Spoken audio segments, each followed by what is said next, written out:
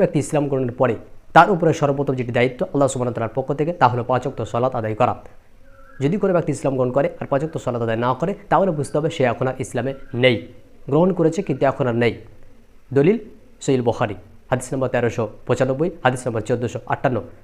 ইবনে আব্বাস রাদিয়াল্লাহু আনহু তিনি বর্ণনা করছেন, রাসূলুল্লাহ সাল্লাল্লাহু আলাইহি ওয়াসাল্লাম যখন তিনি মুআয রাদিয়াল্লাহু আনহুকে ইয়ামানে পাঠালেন তখন আল্লাহ রাসূল সাল্লাল্লাহু আলাইহি ওয়াসাল্লাম মুআযকে বলছেন, আউয়ালু মা তাদউহুম ইলা শাহাদাতি আল্লা ইলাহা ইল্লাল্লাহ, সর্বপ্রথম তাদেরকে যে বিষয়ে দাওয়াত দিবে তা হচ্ছে কালিমা শাহাদা, তাওহীদের বিষয়। ফাইনহুম আতাউ লিযালিক, যদি তারা তোমার এই বাক্যকে মেনে নেয় তাহলে তাদেরকে জানিয়ে দাও ফাআলিমহুম আন্নাল্লাহা ক্বাদ ইফতারাদা আলাইহিম খামসা সালাওয়াত, যে আল্লাহ তাআলা তাদের উপরে দিনে 5 ওয়াক্ত সালাতকে ওয়াজিব করেছেন, ফরজ করেছেন, নির্দিষ্ট করেছেন। তাহলে উক্ত হাদিস প্রমাণ করছে যখন কোনো ব্যক্তি ইসলাম গ্রহণ করলো তার উপরে সর্বপ্রথম ইসলাম গ্রহণের পরের কাজ হলো 5 ওয়াক্ত সালাত আদায় করা, অন্যথায় সেই ব্যক্তি ইসলামে প্রবেশ করেছে বটে কিন্তু এখন আর মুসলিম নেই।